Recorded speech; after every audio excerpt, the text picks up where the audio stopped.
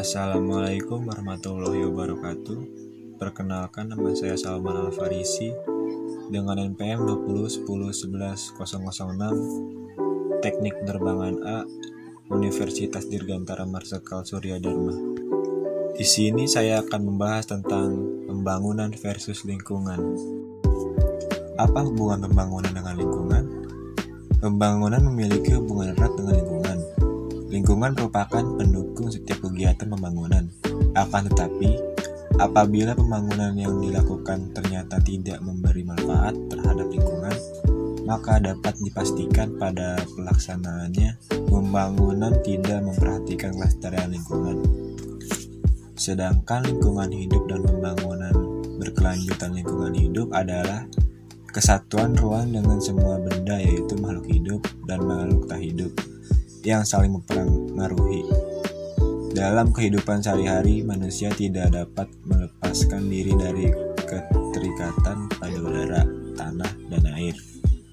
Air, tanah, udara, hewan, tumbuhan, dan manusia merupakan sebuah ekosistem hidup.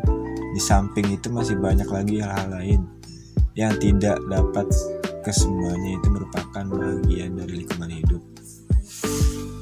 Fungsi lingkungan hidup bagi manusia merupakan semua hal yang berada di sekitar kehidupan manusia, yang keberadaannya secara langsung maupun tidak langsung sangat berpengaruh terhadap kelangsungan hidup manusia, serta makhluk hidup lainnya, atau bisa juga didefinisikan sebagai suatu sumber daya yang keberadaannya ikut serta dalam menjamin kelangsungan hidup makhluk hidup di sekitarnya, baik itu manusia maupun makhluk hidup lainnya.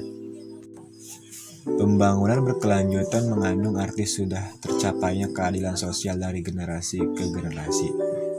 Dilihat dari pengertian lainnya, pembangunan berkelanjutan sebagai pembangunan nasional yang melestarikan fungsi dan kemampuan ekosistem.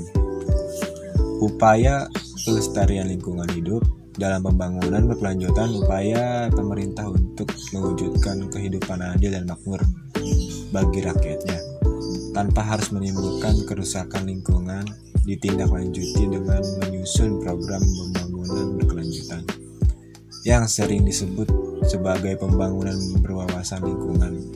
Pemerintah berkewajiban menumbuhkan dan mengembangkan kesadaran masyarakat akan pentingnya untuk menjaga, merawat, serta melestarikan lingkungan hidup. Dan upaya ini dilakukan pemerintah melalui penyuluhan, bimbingan, pendidikan, dan penelitian tentang lingkungan hidup. Dampak yang ditimbulkan akibat pembangunan berkelanjutan, kegiatan pembangunan menimbulkan dampak positif dan negatif.